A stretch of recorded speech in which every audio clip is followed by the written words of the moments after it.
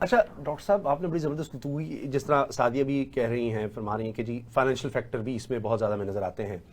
لیکن کیا کوئی ایسی علامات ہوتی ہیں جس طرح آپ نے کہا کہ اچانک نہیں وہ سب ہو جاتا، انسان کہیں نہ کہیں سوچ رہا ہوگا، اتنا ڈیسپریٹ ہو گیا، اچھا پھر میں یہ کر لوں وہ کر لوں،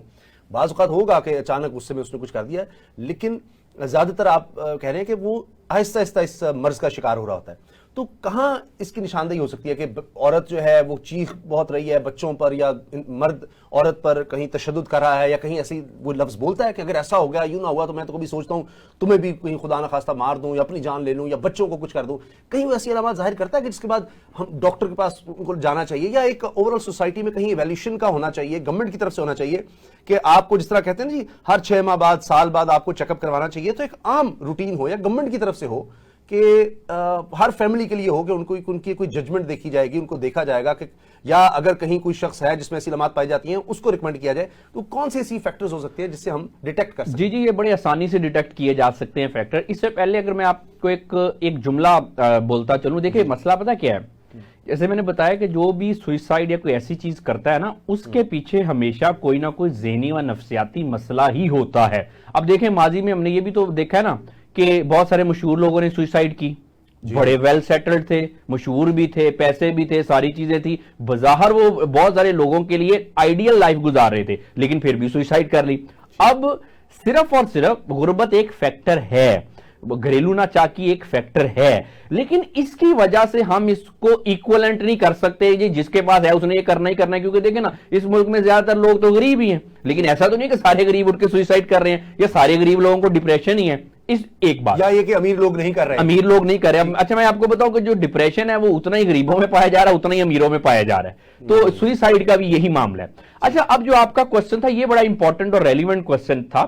دیکھیں جب بھی سوئسائڈ ہوتی ہے نا، تو جیسے میں نے بتایا کہ یہ چیزیں گریجولی ڈیویلپ کرتی ہیں، یا کسی نے کوئی جرم کرنا ہوتا ہے تو چیز گریجولی ڈیویلپ کرتی ہے، اور بڑی آسانی سے ہم اس چیز کو تھوڑا سا غور کر کے اس چیز کو سمجھ سکتے ہیں، ارد و گرد کے لوگ جو ہیں اس کو پوائنٹ آؤٹ کر سکتے ہیں. اکثر ہوتا یہ ہے جی کہ سب سے پہلے ایک رینڈم خیالات اس شخص کے ذہن میں آنا شروع ہو جاتے ہیں خود ہی اپنے آپ میں. مثال کے طور پہ کام کر رہا ہے، کوئی دوسرے تیسرے چوتھے دن خیال آ گیا کہ زندگی کیا ہے، میں ختم ہی نہ کر لوں، یا میں فلاں کو ختم ہی نہ کر دوں. اچھا بیوی سے جھگڑا ہو رہا ہے، یہ علیحدگی کر لوں، یا بیوی کو اس طرح سے کچھ مارنے وارنے کے معاملات یہ کر دوں. اب یہ تقریباً کوئی دوسرے تیسرے دن رینڈم تھاٹ سب سے پہلے اس کو آنا شروع ہو جاتے ہیں،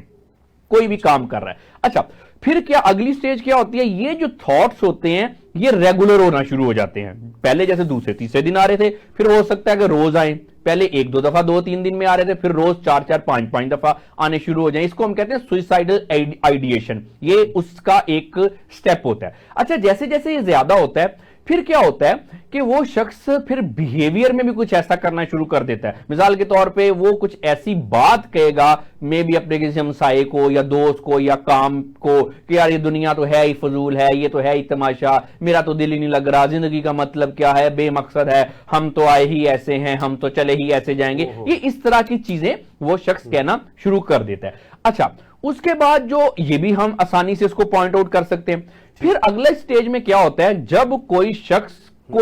ڈیسائیڈ کر چکا ہوتا ہے جی کہ اب میں نے کرنا ہی کرنا ہے. یہ 2 سٹیجز سے جب تیسری سٹیج میں جاتا ہے تو وہ ڈیسائیڈ کر لیتا ہے جی اب میں نے کرنا ہی کرنا ہے. اچھا اس سٹیج پہ بھی ہم اس کو پکڑ سکتے ہیں، اس کو روک سکتے ہیں. وہ کیسے کہ اب دیکھیں کہ جو شخص ڈیسائیڈ کر چکا ہوگا اب میں نے کرنا ہے، کرنے سے کچھ دیر پہلے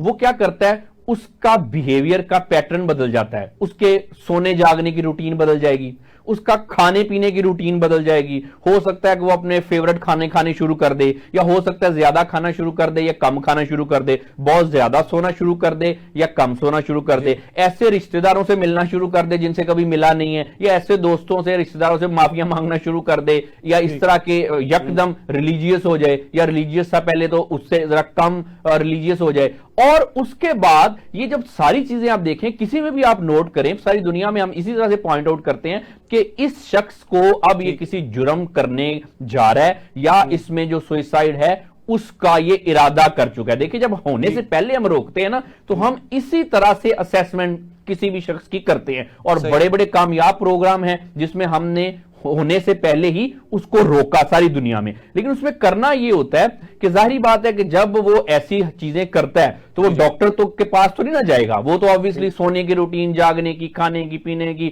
معافیاں مانگنے کی, وہ ارد گرد کے لوگ اس کو اچھی طرح سے آبزرو کر سکتے ہیں. جب آپ کوئی ایسی چیز آبزرو کریں تو آپ کو چاہیے سب سے پہلے آپ خود اس سے بات کریں. لیکن اگر خود بات کرنے سے, آپ سمجھتے ہیں زیادہ تر مسئلے بائی دا وے خود بات کرنے سے حل ہو جاتے ہیں, لیکن اگر نہیں ہوتے,